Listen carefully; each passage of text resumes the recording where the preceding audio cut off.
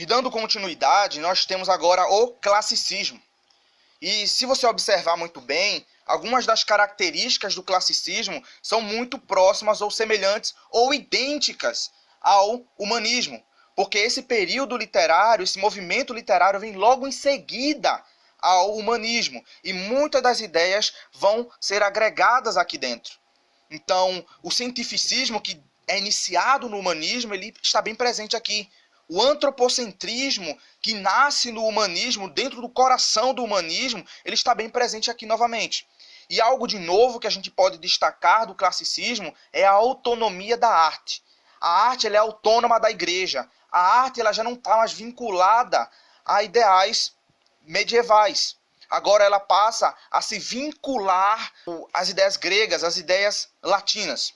E esse ideal latino, esse ideal da arte grega, ele se assemelha com a ideia de que a arte deveria ser bela, a arte deveria ser harmônica, a arte deveria ter uma estrutura que por si só deveria ser contemplada.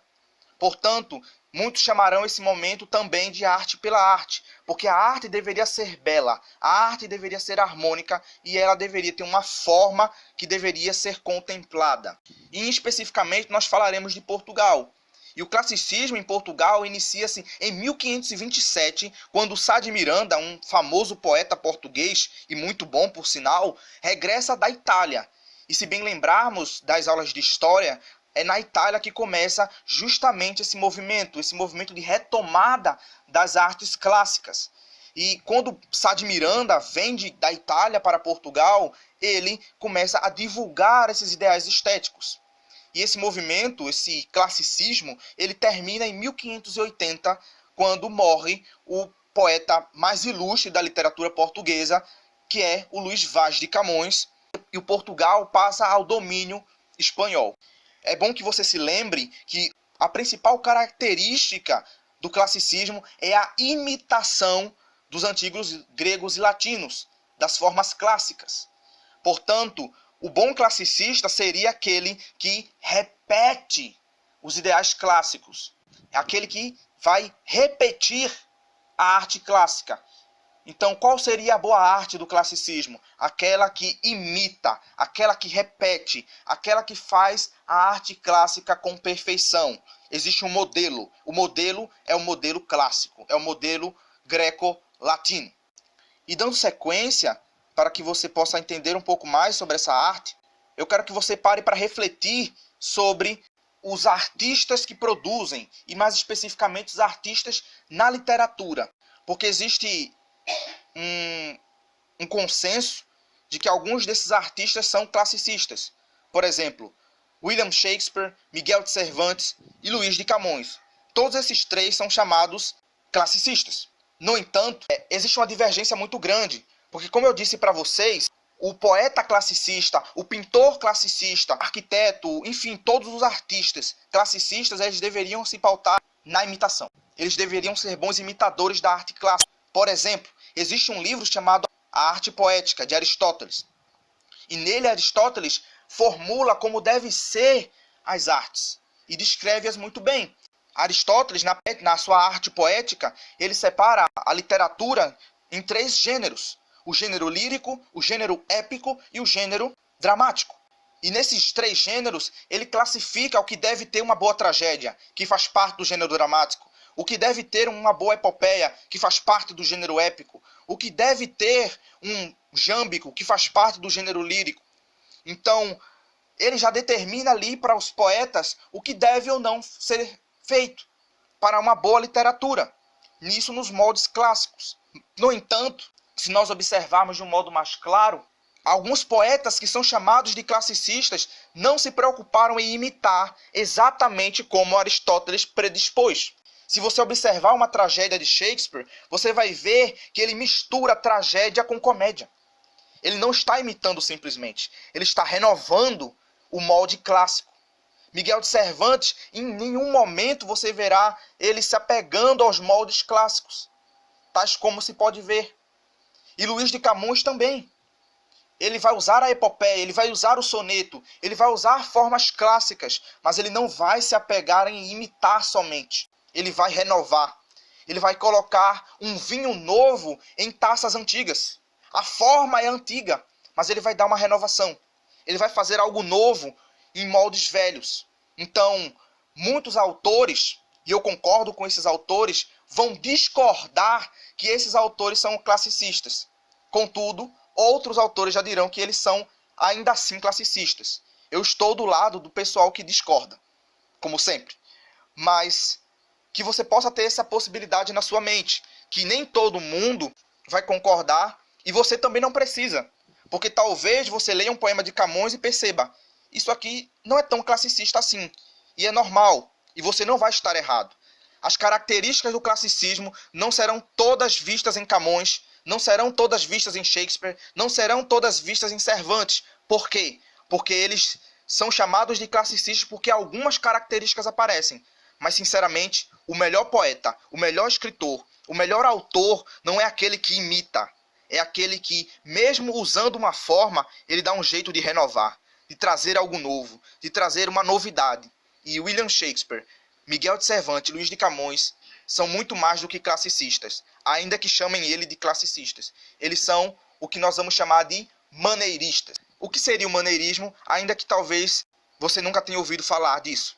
Os autores maneiristas faziam uma tentativa de reconciliar. Os autores maneiristas tentavam conciliar as heranças medievais e renascentistas. Ele tinha uma fusão do cômico e do trágico. A dupla natureza do herói. O herói clássico ele era plenamente bom. O herói clássico era aquele herói que deveria ser imitado. No maneirismo, os autores maneiristas já não vão ser tão apegados a isso. Os heróis vão ter um quê de trágico, um quê de cômico. Vão ser heróis, mas ao mesmo tempo não vão sê-lo. Esses heróis serão heróis de dupla natureza. A presença do grotesco, coisa que você não poderia ver de modo algum em uma arte classicista. Você não pode ver o grotesco em pinturas, por exemplo, do nosso querido Leonardo da Vinci. É impossível você ver o grotesco, que é algo medieval, numa arte classicista. Mas os maneiristas, esses três que eu apresento a vocês, eles podem até ser chamados por alguns de classicistas, mas sinceramente, eles não são.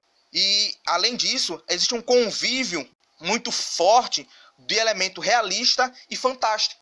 Então vocês verão que existirá elementos reais e elementos fantásticos coexistindo dentro dessa literatura maneirista. Vocês vão ter que considerar esses três como classicistas para o Enem. Mas eu, como um estudante de letras, não deixaria vocês saírem daqui achando que eles são puramente classicistas. Se vocês forem observar, a grande maioria dos autores mais sérios de hoje em dia discordarão piamente desse classicismo batido desses três autores grandiosíssimos da nossa literatura. Para o Enem, vocês precisam lembrar: classicistas, William Shakespeare, Miguel de Cervantes, Luís de Camões. Para a vida, para a literatura, para a leitura, lembre-se sempre, talvez esteja errado. Maneiristas na alma. E para nós entrarmos um pouco nessa leitura de quem são, aliás, de quem é o autor classicista, porque nós focaremos principalmente, primeiramente, de Luís de Camões. Ele é o autor português por excelência do classicismo e o Enem já abordou inúmeras vezes poemas do Camões. E eu acho essencial que você tenha em mente que Luís Vaz de Camões é o maior autor, sim, da literatura portuguesa, salvo uma indicação ao contrário, mas nesse momento classicista ele é o autor mais importante que você precisa saber. É importante que nós guardemos que a obra camoniana é muito mais singular do que podemos imaginar. Aqui eu vou ler um pouco, um trecho, aqui eu vou ler um pouco de um crítico literário chamado Helder Macedo. E nesse trecho ele resume bem o que é a poética camoniana. A obra camoniana se fundamenta nisso aqui que Helder Macedo vai descrever. Eu vou ler e vocês podem acompanhar. E diz assim: a melhor poesia é sempre uma pesquisa, uma tentativa de dar forma inteligível ao desconhecido. Ao escrever na canção 7, e se é mais o que canto que o que entendo, Camões cristaliza admiravelmente este propósito filosófico inerente à sua poesia lírica. A mesma canção também aponta para o amor e para a razão como a faculdade humana capaz de transformar a experiência em conhecimento. a aceitação da experiência como a base de um conhecimento que prefere verdades à verdade com V maiúsculo, atente-se na recorrência da expressão puras verdades na sua obra. Tornou Camões um dos primeiros poetas europeus que pode apropriadamente ser descrito como moderno. Isso consta na página 13 do seu livro A Viagem Iniciática. E é importante que você observe também que a melhor poesia é sempre uma pesquisa. É uma tentativa de dar forma inteligível ao desconhecido. O que é que isso significa? Significa que a melhor poesia, e eu entendo essa daqui como uma das melhores definições para mim do que é poesia, a melhor poesia é uma pesquisa. É a tentativa de explicar algo no mundo que de outra forma não poderia ser explicado. Se algo no mundo não consegue ser explicado pela ciência, se algo no mundo não consegue ser explicado pela filosofia, a única forma de explicar aquilo é pela arte, é pela literatura. Então, o poeta, ele é aquele que explica aquilo que a ciência não consegue. O poeta é aquele que consegue expressar aquilo que a filosofia sozinha não consegue. A arte, ela é única. Ela consegue fazer o que nenhuma outra forma de conhecimento consegue. Ela expressa sentimentos. Ela expressa razão ao mesmo tempo que expressa amor. E essa foi a tentativa de Camões. Camões foi um poeta da experiência. Nunca se esqueça disso. Camões foi um poeta da experiência. E ele tentou juntar o espiritual, o neoplatônico. E se você bem lembrar, os poetas do trovadorismo, eles tentavam fazer a poesia simplesmente neoplatônica, ou seja, puramente espiritual. Camões vai ter uma poesia espiritualizada. Camões vai ter uma poesia neoplatônica, mas ao mesmo tempo ele vai ter uma poesia racional também. E ao mesmo tempo essa poesia racional, ela vai brincar com esse neoplatonismo e você vai ficar, meu Deus, Camões está se contradizendo. Não, é justamente essa a pesquisa dele. O mundo ele é racional, que ao mesmo tempo ele é sentimental. O mundo às vezes balança entre esses dois lados. Então vocês podem até bem lembrar, o amor é um fogo que arde sem se ver.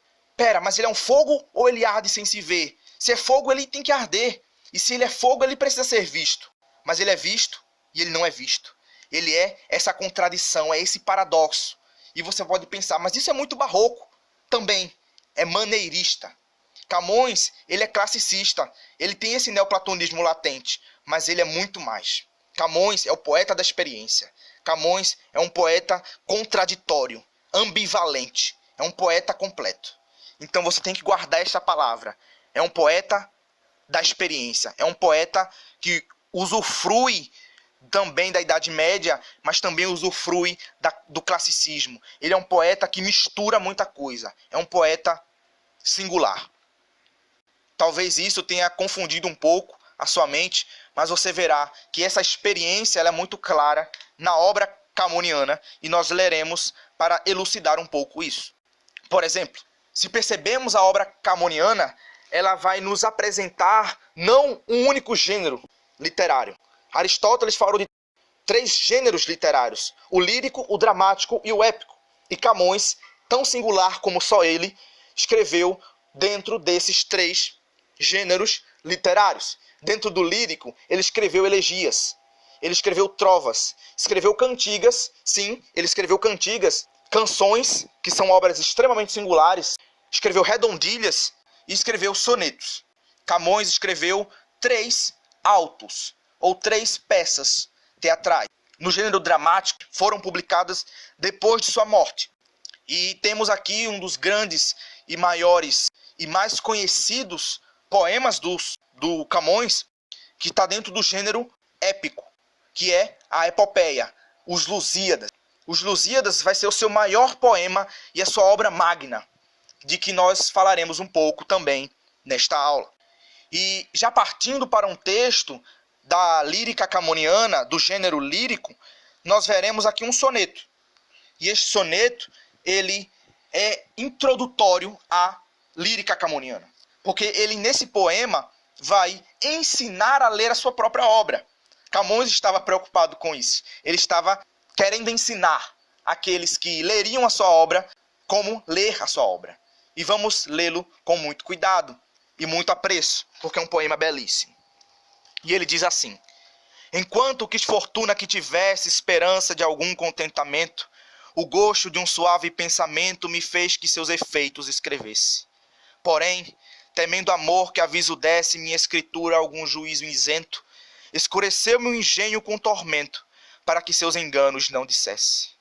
Ó vós que amor obriga a ser sujeitos a diversas vontades, quando lerdes num breve livro casos tão diversos, verdades puras são e não defeitos. E sabei que, segundo amor tiverdes, tereis o entendimento de meus versos. E aqui você percebe que esse soneto tão bem escrito do poeta Camões, ele fala que verdades puras são. E você já percebe que Camões prefere verdades ao invés de verdade com V maiúsculo. Camões está preocupado com as experiências. Cada um possui uma experiência diferente. E aqui Camões está falando de fortuna. Fortuna com F maiúsculo significa o destino. Enquanto quis fortuna que tivesse, enquanto quis o destino que tivesse alguma esperança de alegria, de contentamento, o gosto suave de pensamento me fez que seus efeitos escrevesse. Que efeitos? Os efeitos do destino. O destino levou o eu lírico a dizer o que está dizendo. Porém, temendo amor, amor aqui está com letra maiúscula. E amor com letra maiúscula, ele não é amor como entendemos sentimento, mas é amor, o Cupido, o filho de Vênus. Ou seja, é uma divindade, o deus amor, o deus Eros, o deus do amor. Temendo amor, que aviso desse minha escritura a algum juízo isento. Ou seja, Cupido estava com medo que o eu lírico escrevesse alguma coisa sobre ele de juízo isento, ou seja, racionalmente. Então o amor, o Cupido, escureceu o engenho, ou seja, a inspiração do eu lírico com o tormento, para que os enganos não dissesse. Ou seja, Cupido escureceu a mente do poeta para que ele não dissesse os enganos do amor. Camões está dizendo que Cupido cegou o entendimento dele. E ele está escrevendo os efeitos do destino. E ele diz mais na terceira estrofe, no primeiro terceto. Ó vós que amor obriga a ser sujeitos a diversas vontades. Quando lerdes num breve livro casos tão diversos, verdades puras são e não defeitos. E sabei que segundo amor tiverdes, tereis o entendimento de meus versos.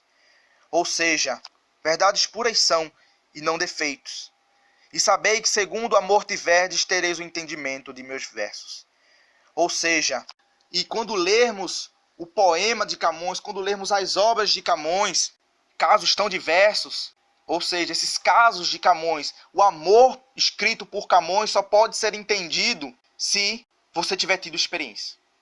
É necessário experiência amorosa para entender a obra camoniana. Camões diz aqui, e sabei que segundo amor tiverdes, tereis o entendimento de meus versos. Para ter o entendimento de Camões é preciso ter experiência. É necessário experiência para entender a obra camoniana. A obra camoniana é sobre experiência amorosa, ou seja, são verdades puras, uma verdade plural. Camões está dizendo aqui, verdades puras são. Então, os amores cantados por Camões são amores da experiência, são amores verdadeiros, são amores que ele vivenciou. Ele é um poeta da experiência. E para entender um poeta da experiência, é necessário que se tenha amado. É necessário ter experienciado amor. Para entrar no jogo da poética camoniana, é necessário ser também um amante. É necessário ter tido experiências amorosas.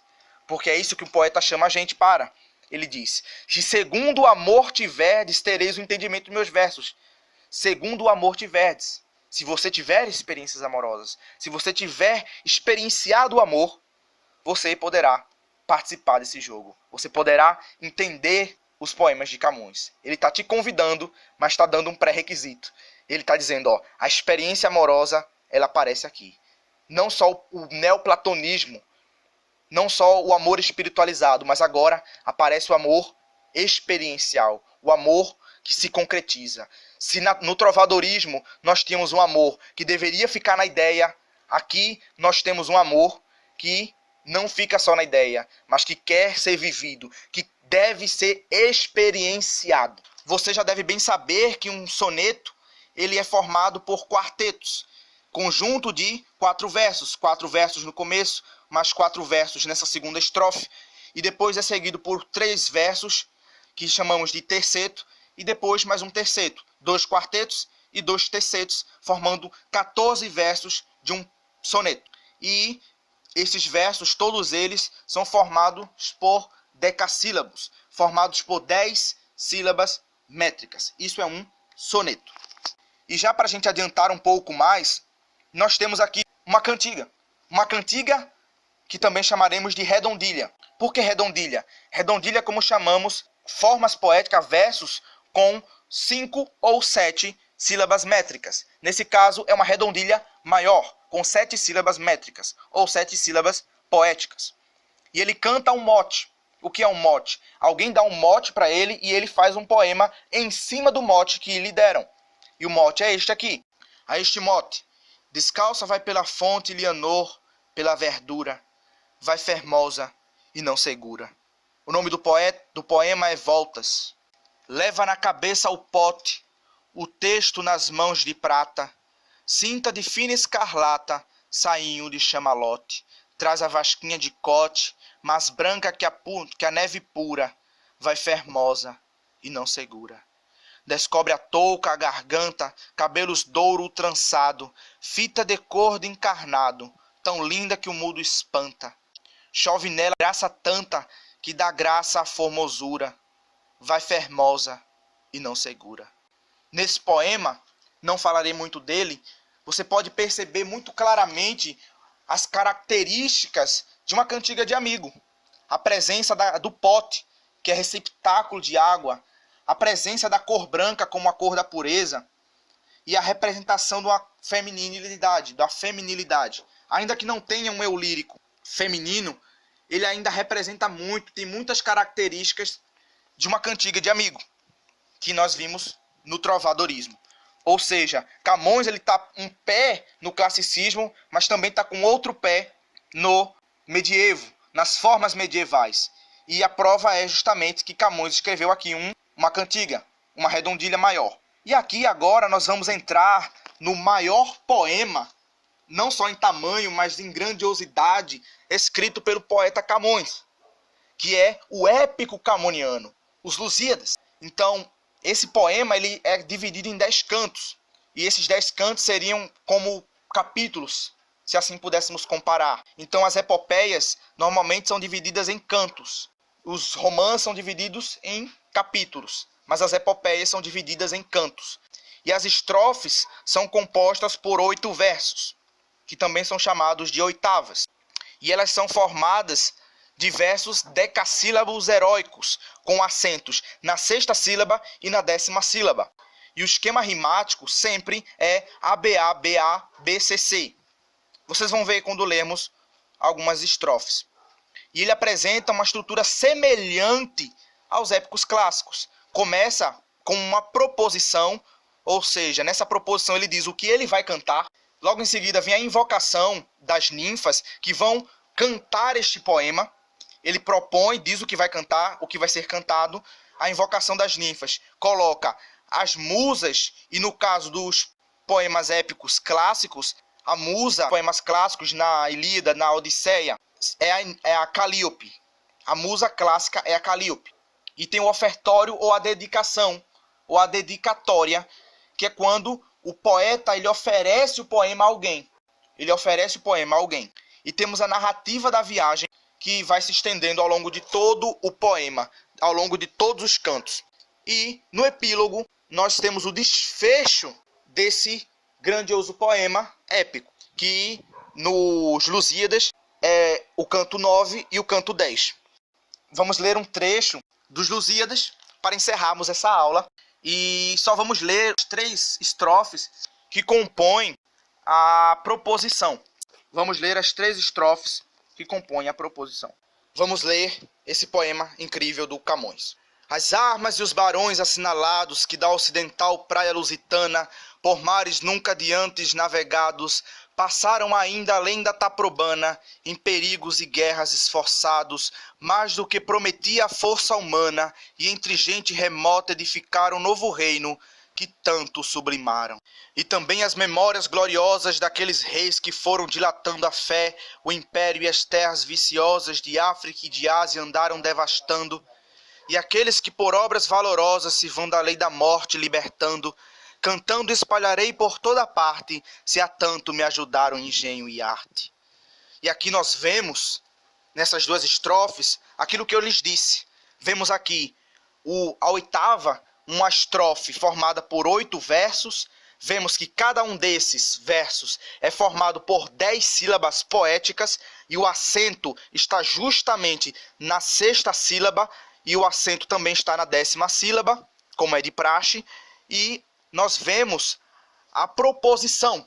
Nós vemos o que o poema vai cantar. Eles vão cantar as armas e os barões. O que são barões? São homens nobres. Esse poema canta as armas e os barões assinalados. Os assinalados são escolhidos por Deus.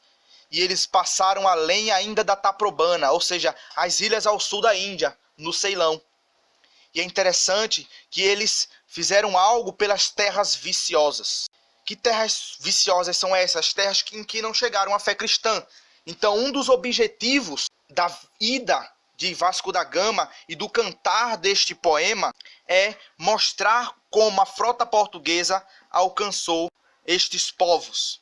Ainda que você possa ter grandes dúvidas quanto a isso, se é que não é uma ironia do poeta Camões. Mas aí, o poema ele vai cantar justamente esses feitos ditos grandiosos e aqui vocês podem ler. Aqui vocês podem ler, não é? A lei da morte, que aqui é citada, ela significa esquecimento. Então, os portugueses foram às Índias para que não fossem esquecidos. Ou seja, a lei da morte não os levasse. Porque o medo de todo mundo era ser esquecido. E Portugal, para não ser esquecido, vai passar essa viagem. Ou seja, os feitos desses portugueses foram tão grandiosos que os livraram por algum momento da lei da morte. O esquecimento. E aqui nós temos uma palavra que aparece muito na obra camoniana, que é engenho. Engenho, que já vimos, quer dizer inspiração. E arte significa técnica. Então, percebamos aqui que o poeta, ele escreve com um narrador, e esse narrador, nós veremos, ele não... Aqui o narrador, ele mesmo canta. Se você vir uma epopeia clássica, você verá que ela é cantada toda em terceira pessoa. Mas veja que aqui o poeta, ele fala espalharei. Quem espalharei? Eu. Portanto, o poeta aqui, marcado por essa desinência aí, uma desinência número pessoal aí, no espalharei, ei, está indicando que está em primeira pessoa. Então, cantando espalharei por toda parte, se há tanto me ajudar o engenho, a inspiração e a arte, a técnica. Perceba que quem vai cantar é ele. A voz narrativa desse poema, ele está dizendo, espalharei, se há tanto me ajudar o engenho e a arte. O narrador é em primeira pessoa. E isso é uma inovação que nenhum outro poema épico possuía antes de Camões. Então, é um poema inovador. Camões está inovando com sua epopeia. Ele não está somente imitando os modelos clássicos, ele está renovando os moldes clássicos. Mas para terminarmos a proposição, que termina com mais uma estrofe, e eu peço que você leia com cuidado, já que aqui eu estou fazendo somente um apanhado mais breve e mais rápido, eu vou ler a terceira estrofe, que termina a proposição. A proposição é a estrofe primeira, segunda e a terceira, e aqui nós vamos ler a terceira para encerrar a minha participação nessa aulinha. Cessem do sábio grego e do troiano as navegações grandes que fizeram. Cale-se de Alexandre e de Trajano a fama das vitórias que tiveram. Que eu canto o peito ilustre lusitano, a quem Netuno e Marte obedeceram. Cesse tudo o que a musa antiga canta, que outro valor mais alto se alevanta. E percebam que aqui ele diz, para cessar o que o sábio grego canta e o troiano. O sábio grego é Ulisses, que está lá na Odisseia de Homero. O troiano é Enéas, que é cantado na Eneida, do poeta Virgílio. E Alexandre, talvez você já tenha ouvido falar dele, Alexandre Magno, que espalhou a cultura grega pelo mundo antigo. E também temos Trajano, que foi um imperador romano de origem espanhola. E aí você percebe essa grandiosidade do poeta que foi Camões. Você percebe a grandiosidade do poeta ao ironizar obras antigas. Porque o Camões ele não está simplesmente cantando algo novo para imitar eles, mas ele quer fazer algo novo. Ele quer colocar um valor mais alto. Ele quer colocar algo novo para ser cantado. Então perceba, ele não está simplesmente, olha, eu vou imitar Homero, eu vou imitar o sábio grego, eu vou imitar o troiano. Ele está simplesmente dizendo, para de cantar esse povo aí, porque agora vai se cantar uma coisa nova. Vai se cantar algo maior. Calíope está cantando, cale Calíope, vai se iniciar algo novo. Ou seja, Netuno, o deus dos mares, obedeceu ao peito lusitano. Marte, o deus da guerra, foi domado, obedeceu ao peito lusitano. E aqui você perceba que ele está propondo algo muito grandioso. Ele está dizendo, olha, esse poema novo é para arrasar. Esse poema novo é para trazer um valor mais alto. E uma musa nova vai ser usada para cantar essa aqui. Então, esse poema mais alto que Camões quer escrever, esse poema que é proposto para cantar o peito ilustre lusitano, que vai cantar as glórias dos portugueses que se livraram da lei da morte e o esquecimento, ele é Os Lusíadas. É um poema magnífico que você deve ler. Sinta-se à vontade para começar essa leitura grandiosa. E claro que este pequeno momento não vai acabar com todas as leituras possíveis do Camões. Só lemos 3 estrofes, mas eu espero que isso tenha dado a você um gás para ler esta obra tão magnífica que é Os Lusíadas, assim como a lírica camoniana e, por que não, também os autos, as peças escritas pelo Camões. E agora eu me despeço de vocês e até a próxima oportunidade.